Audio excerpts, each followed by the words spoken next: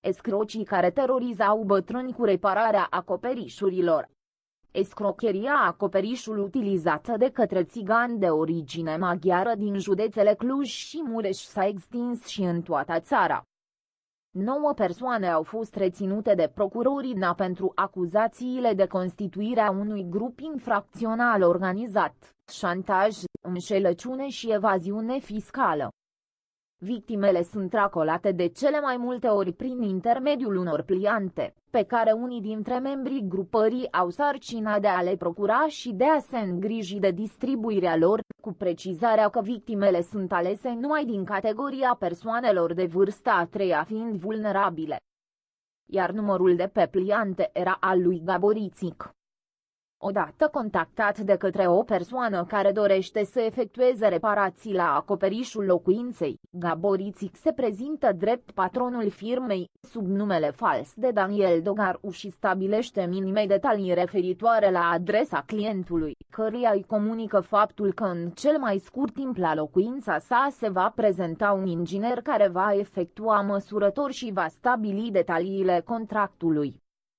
Acesta nu discută la telefon detalii legate de prețul lucrării, cel mult comunică eventualului client un preț atractiv pe metrul pătrat finit, așa încât să asigure derularea pe mai departe a discuțiilor.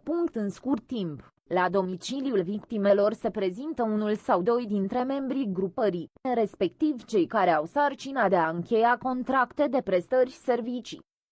Acești membri au un aspect fizic îngrijit, se prezintă ca ingineri și fac oferte convenabile din punct de vedere al prețului și duratei de execuție al lucrării, astfel încât beneficiarul să fie tentat să încheie contractul. În acest caz, rolul inginerilor era jucat de Cristian Marius Chiru, Ion Săulean și Petru Gabor. La momentul încheierii contractului, de cele mai multe ori se percepe un avans din preț, iar în aceeași zi sau la termenul stabilit, lucrările de reparație, înlocuire, construirea acoperișului demarează. Îți trimit un număr prin mesaj, sună-l și vorbit omul nu dă avans, îi e frică de avans, contractul îl face sigur și nu mergem la el să încheiem contractul, îi transmitea Gaborițic lui Cristian Marius Chiru. Victima era un bătrân din Eforie, Sud. Și vezi, Cristi, încearcă cât mai real știi. Ca să lăsăm ceva o parte, accesoriile, și ca astea, ceva ca să am și eu loc să mă învârt, că de asta am spus, am ajuns de la 1.200.000 comision ca să putem să ne descurcăm, nu, sau că tu dacă le zici cap-coadă și le zici și 40 de milioane, eu aia trebuie să fac, erau sfaturile șefului. După decopertarea acoperișului, în special atunci când se aduc materiale de construcții la locuințele victimelor, membrii grupării solicită plata unor sume considerabil mai mari decât cele convenite inițial, cu titlu de tranșe din preț, iar pentru a justifica diferențele de valoare între sumele convenite inițial și cele solicitate după decopertarea acoperișurilor, membrii grupării le explică victimelor că prețul convenit inițial și consemnat în contract nu includea și accesoriile sau că suprafața construită a fost mai mare. Pe de altă parte, în unele cazuri, tot la indicațiile celorlalți suspecți, induc în eroare persoanele vătămate cu privire la faptul că folosesc materiale noi pentru reparațiile efectuate, însă, în fapt refolosesc materialele obținute ca urmare a decopertării vechilor acoperișuri.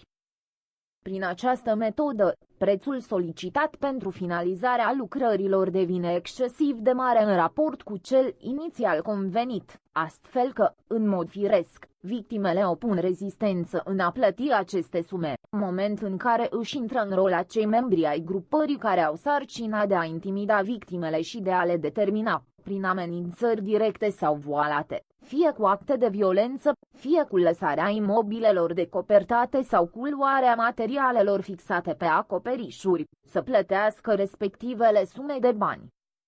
Petru Gabor zicea: doamna, nu reluăm situația, cu mine nu crezi că terminăm așa, doamnă, la mine trebuie să dai bănuții ce-ți am muncit, eu am evitat discuțiile astea, să nu spuneți că sunt țigan. Chiar de asta am venit, nici nu m-am trezit bine, am venit la dumneavoastră, haideți doamnă să vorbim. Că nu vreau la final să avem discuții. Să vin la poartă acolo, să ne vadă vecinii. Că ne țigănim și ne certăm ca țiganii.